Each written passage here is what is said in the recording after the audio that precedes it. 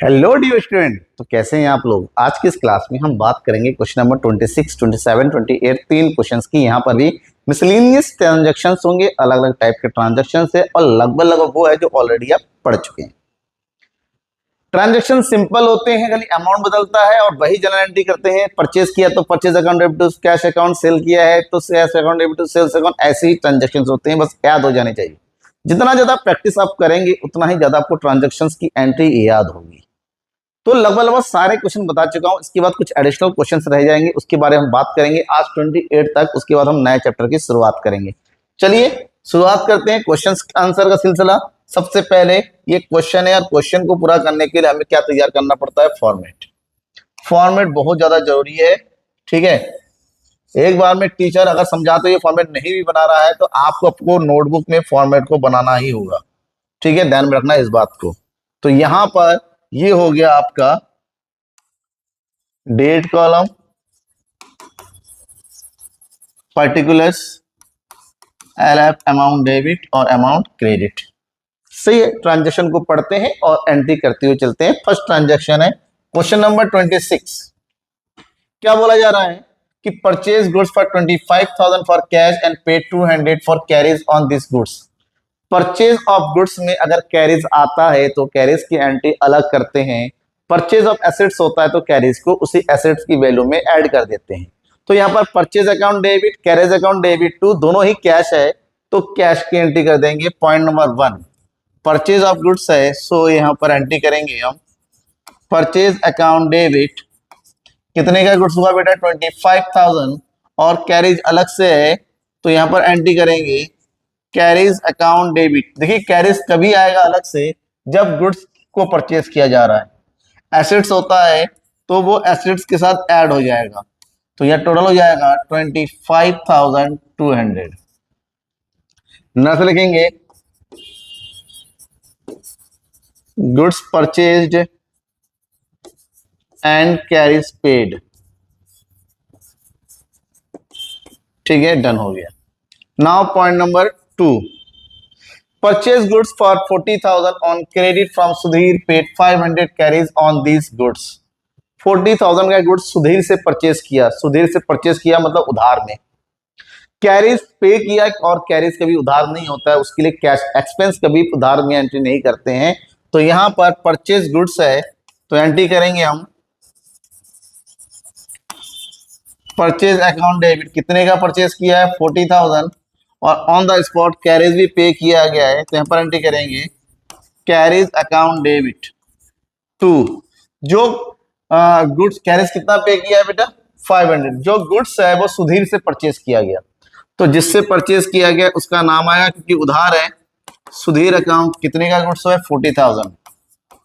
सुधीर को 40,000 रुपए देना है, लेकिन जो 500 रुपए का कैरेज है, कैरेज हमेशा कैश होगा तो टू कैश अकाउंट, ये हो गया 500।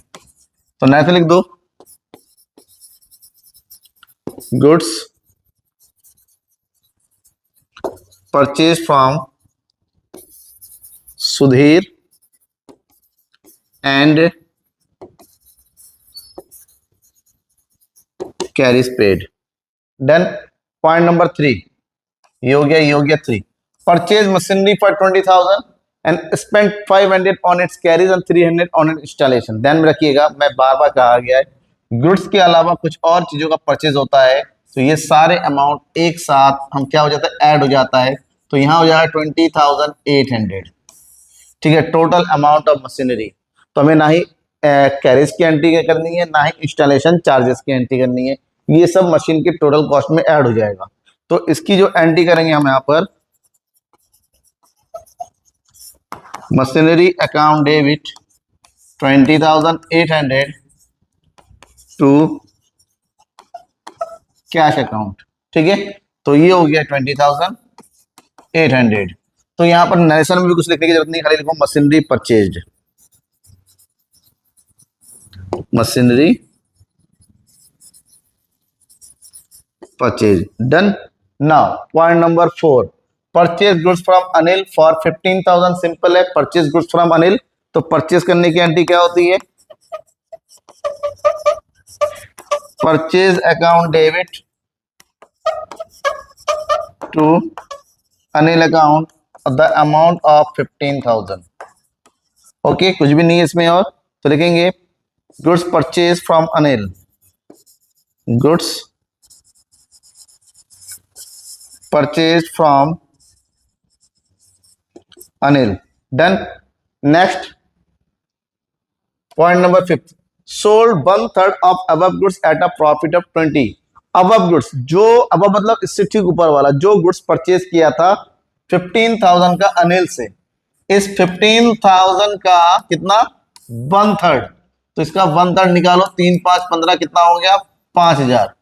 20% के प्रॉफिट पर, तो 5,000 का 20% निकालो, 5 दूनी 10 यानी कि 1,000 रुपए। तो इस गुड्स को कितने बेच दिया 6,000 रुपए में। कितने बेचा बेटा 6,000 रुपीज में गुड्स को बेचा, तो उसकी सेल करने की हम एंट्री करेंगे। तो गुड्स सेल करने की एंट्री करेंगे, किसको बेचा 1/3। अब गुड्स किसको बेचा पता नहीं, तो इसका मतलब कैश बेच रहे हैं। जब कैश बेच रहे हैं तो यहाँ पर एंट्री करेंगे हम, बेचने से कैश आ रहा है, तो cash account debit to sales account, the amount is of 6,000 with profit. और प्रॉफिट की एंट्री नहीं करते हैं तो लिखेंगे goods sold, done. Next is point number 6, goods costing 12,000 sold to mister X, issued invoice 25% above cost. कह रहा है एक्स को 12,000 का सामान बेचा 25% ज्यादा पर, अबव कॉस्ट मतलब कॉस्ट का 25% ज्यादा, तो 12,000 का 25% निकालो, तो ये हो गया 25 दूनी 50, बचेगा 5, बचेगा 25 30, तो कितना होता है 3,000 रुपए। तो इसको सेल किया 15,000 रुपीज में, लेकिन कह रहा है 10% का ट्रेड डिस्काउंट में, तो 1,500 माइनस कर दो, तो बचेगा 13,500 रुपए में सेल किया, 13,500। तो सेल किया है मिस्टर एक्स को, तो एंट्री करेंगे mister X account debit to sales account, amount लिखेंगे 13,500, यहां पे लिखेंगे 13,500। क्लियर, तो लिखेंगे narration goods sold to X, done. Point number 7, provide 20% depreciation on furniture costing 10,000। कह रहा है 10,000 के फर्नीचर के ऊपर 20% का डेप्रिसिएशन लगा, 10,000 का 20% कितना होता है 2,000 रुपए, तो डेप्रिसिएशन डेबिट होता है, तो एंट्री करेंगे हम depreciation account debit 2,000 to furniture account, to furniture account. So here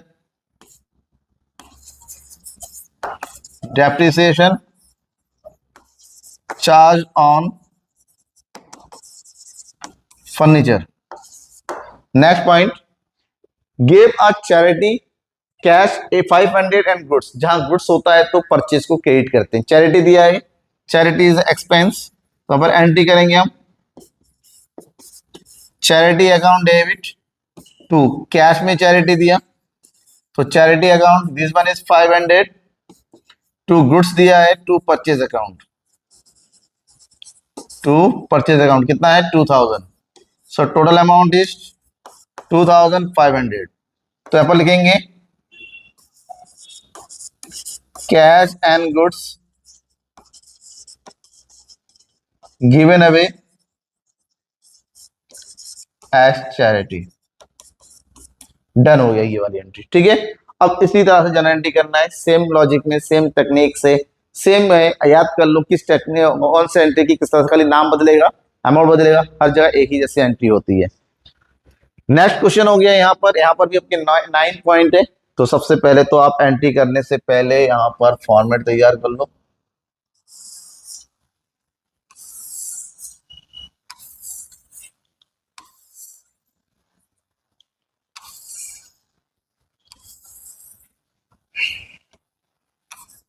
amount LF particulars, और ये हो गया आपका डेट।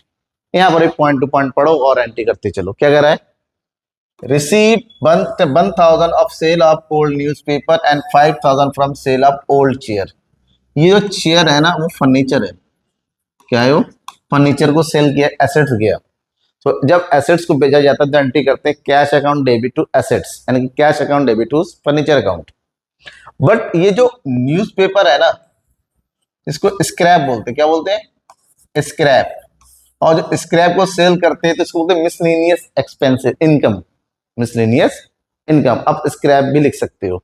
तो यहां पर बेचने से पैसा आ रहा है, दोनों को बेचने से, पॉइंट नंबर 1। तो यहां पर एंट्री करेंगे हम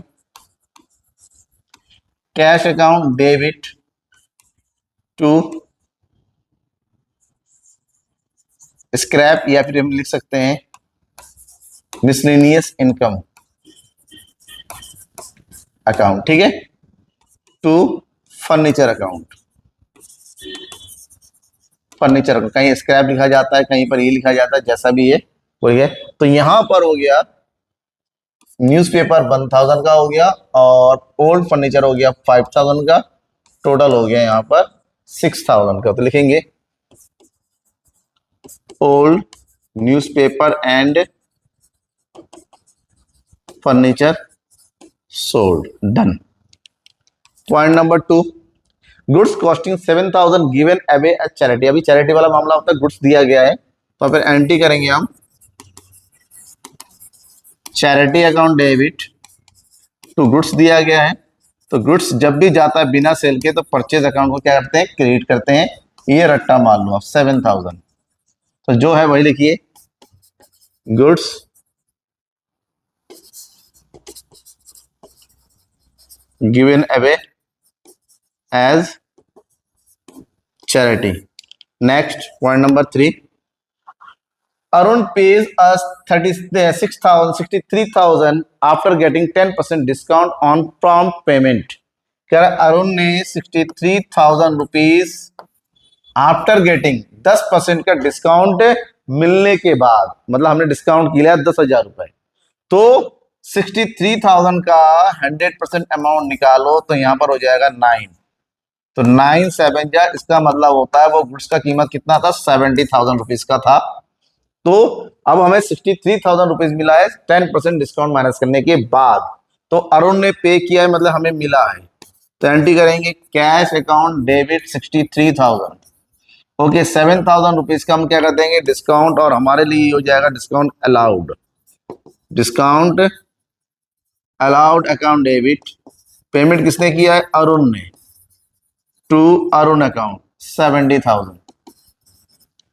ठीक है, क्या क्या? अरुण पेज, तो लिखेंगे cash receipt from Arun. Now point number 4, receipt cash from a debtors return of bad debts last year. पिछले साल 20,000 रुपए को हमने बैड डेट्स अकाउंट में मिला था, और वो पैसा इस साल आ गया है। तो बैड डेट्स का पैसा आ गया, इसको बोलते हैं बैड डेट रिकवर्ड। तो अगर पैसा आया है तो एंट्री करेंगे हम कैश अकाउंट डेबिट, कितना पैसा आ गया है? 20,000। टू कौन सा पैसा आया? बैड डेट्स का पैसा आया, तो लिखेंगे to bad debts account, to bad debts account 20,000। ठीक है, तो एंट्री कर दो bad debts recovered. Point number 5 पढ़ो, sold goods costing 50,000 to Ashok on credit at a profit of 20% on cost. 50,000 का गुड्स सेल किया अशोक को 20% के प्रॉफिट का। तो 50,000 का 10%, 20% होता है 10,000। तो 50,000 प्लस 10,000 कितने का गुड्स हो गया? 60,000 रुपीज का सेल किया है अशोक को। तो अशोक को सेल किया है, तो एंट्री करेंगे हम Ashok account debit to sales account. कितना हो जाएगा? 60,000। तो the narration is goods sold to Ashok. Done हो गया। ठीक है, आगे बात करेंगे पॉइंट नंबर 6 की।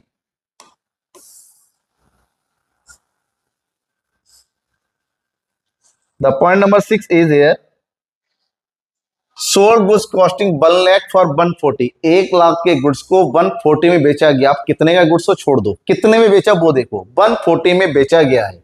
ठीक है, कि आज कैसे बेचा गया ये पता नहीं, तो हम हमेशा जब सोचना दे रखा हो कैश मानेंगे। तो यार cash account debit to sales account, the amount is 1,40,000। 1,40,000 लिखेंगे यहां पर goods sold. Now next point, the point is here, point number 7, provide 50,000 as interest on capital. Interest on capital is the expense for the business, so expense is always debit, so here is interest on capital account debit, क्योंकि capital किसका होता है, owner का होता है, तो interest owner को मिलेगा, ओनर के अकाउंट में ऐड हो जाएगा, सो ओनर का अकाउंट इज कैपिटल अकाउंट, तो to capital account, so here is 50,000, ठीक है, तो लिखेंगे provide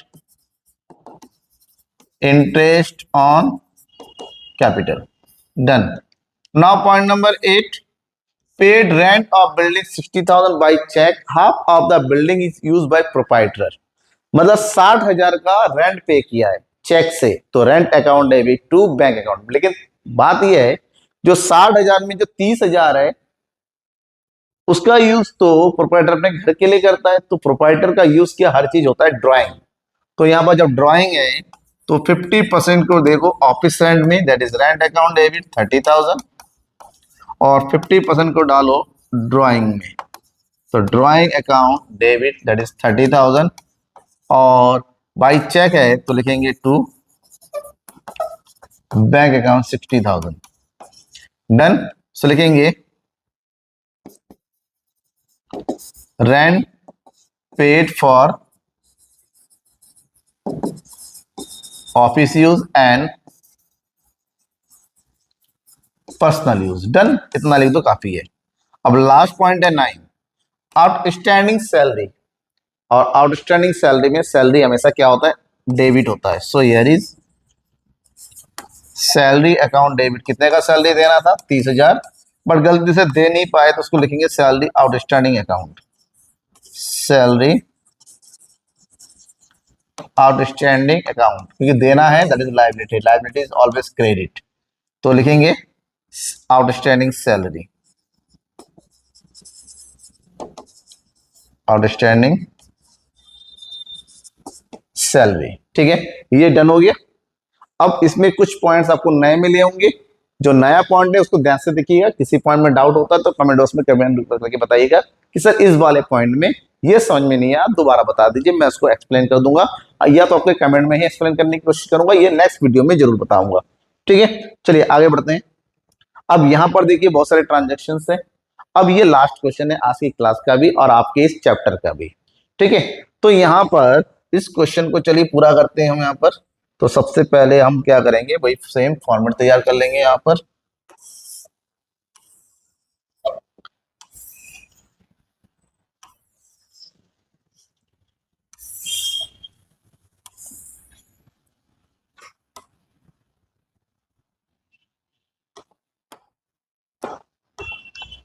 here is date, particulars, LF, amount, done हो गया, ओके। नाउ आगे बढ़ते हैं, एक एक करके देखो।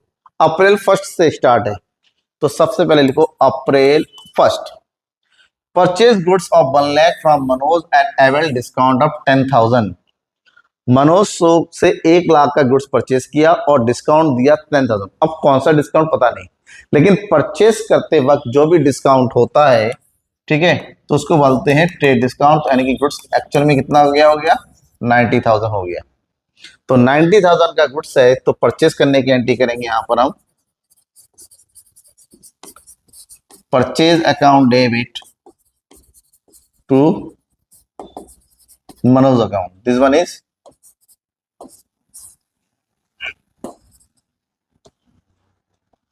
90,000 रुपीज। तो ऐसे लिख दो, goods purchase from Manoj, okay. April 2, paid amount due to Manoj by cheque and avail discount 4,500। अब मनोज से 90,000 का गुड्स परचेज किया उसने हमें 4500 का पेमेंट करते हुए डिस्काउंट दिया। पेमेंट करते हुए जो डिस्काउंट होता है वो होता है डिस्काउंट रिसीव्ड। तो हमने एक्चुअल में कितना पेमेंट किया, 0059 में से 4 गया 5, ये 85,800 हमने पेमेंट किया। बाकी 4500 हमें डिस्काउंट मिला। तो पेमेंट किया हमने मनोज को।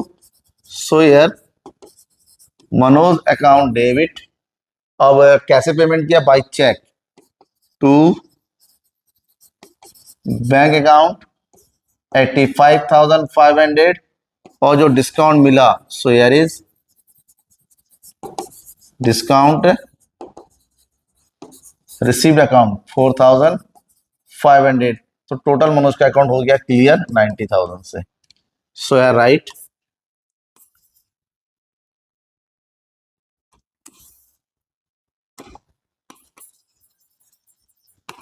Check pay to Manoj, done. Now April 5, cash 5,000 paid to Desai, discount allowed by him 200। Desai को 500 रुपए पे किया और डिस्काउंट उसने अलाउ किया, मतलब हमें मिला है, हमने पे किया, हमें डिस्काउंट मिला है। तो हम एंट्री करेंगे, हमने पे किया है देसाई को। सो यार Desai account debit to cash. तो देसाई को कितना कैश पे किया हमने, 5,000 रुपीज का, और डिस्काउंट अलग से लिखा हुआ है तो डिस्काउंट को भी हम अलग से लिखेंगे, यार इज डिस्काउंट रिसीव्ड। कितना हो गया 200। तो देसाई को टोटल कितना पेमेंट किया करना था हमें, 5,200। लिखेंगे cash pay to mister Desai, done. Now April 10, cash 10,000 receive from Govardhan, allowed in discount of 500। Govardhan से 10,000 रिसीव हुआ, क्लियर लिखा हुआ, कैश 10,000 मिला तो हमें रिसीव हुआ cash. So we have to write cash account debit 10,000 और अलाउड हिम डिस्काउंट 500, उसको डिस्काउंट दिया है, तो दिया है तो यार is discount allowed account debit 500 to किसको, गोवर्धन, टू गोवर्धन अकाउंट। तो यार इस 10,500 गोवर्धन से मिला। लिखेंगे cash receive from Govardhan. Next 12,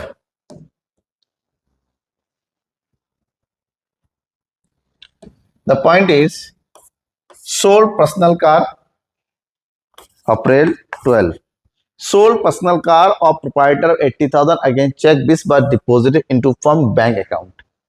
proprietor ने, मालिक ने अपना घरेलू कार, घर का कार बेच दिया और उस पैसे को कहा, बैंक के, कौन से, कंपनी के, उसके फर्म के अकाउंट में। फर्म में अकाउंट में अगर पैसा होता है तो फर्म के लिए वो बन जाता है कैपिटल। तो यहां पर क्या आया, बिजनेस में पैसा आया बैंक में, तो बैंक में पैसा आया। सो बैंक अकाउंट डेबिट, कितना पैसा आया 80,000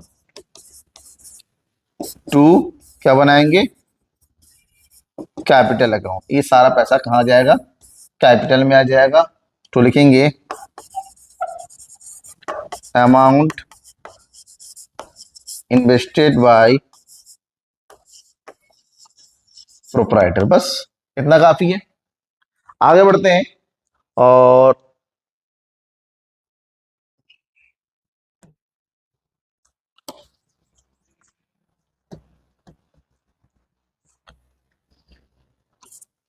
अप्रैल 16 sold personal car of the proprietor 1,50,000 against cheque which was, एक और कार थी उसको ही बेच दिया लेकिन उसको अपने खुद के अकाउंट में डाला। जब खुद के अकाउंट में डाला, खुद की कार है, तो अप्रैल 16 में जब खुद की कार है और खुद के ही अकाउंट में डाला है तो इसका बिजनेस से कोई लेना देना है नहीं है। तो लिखेंगे नो एंट्री मेड, इसकी कोई भी एंट्री नहीं होगी। April 20 sold goods to Gaurav costing 1 lakh at a profit of 40,000। Gaurav को 1 लाख का गुड्स सेल किया है, किसका है 1 लाख का गुड्स है, 40% का प्रॉफिट है तो 40,000 यहाँ हो गया। तो गुड्स का कॉस्ट हो गया 1,40,000 अलाउड हिम 10% डिस्काउंट, तो 10% डिस्काउंट हो गया, तो ये हो गया 1,30,000, ठीक है। And paid for cartage 3,000 not to be charge from you. अब 3,000 का कार्टेज पे किया, उसे चार्ज नहीं किया, तो हम क्या करेंगे, सेल किया है अप्रैल 20, तो गौरव को सेल किया है, तो एंट्री करना है हमें गौरव अकाउंट डेबिट, ठीक है। तो कितने का गुड्स सेल किया, 1,30,000। कार्टेज पे किया हमने, cartage account debit 3,000 to sales account 1,30,000, और कार्टेज जो पे किया वो कैश ही पे किया होगा, टू कैश अकाउंट 3,000। तो नेक्स्ट लिख दो, गुड्स सोल्ड टू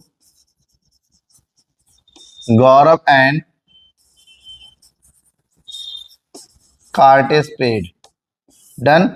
अब लास्ट पॉइंट है April 21, place an order with Rudra company supply of goods 80,000 and a cheque of 40% amount is set in advance. उसको 80,000 का गुड्स ऑर्डर किया और उसके लिए 40% अमाउंट पे किया, 8 जगह 32 यानी कि 32,000। हमारे पास से 32,000 गया है, सामान आया नहीं कि परचेस की एंट्री करें, क्योंकि हमने ऑर्डर दिया है, ऑर्डर आया नहीं है, ठीक है।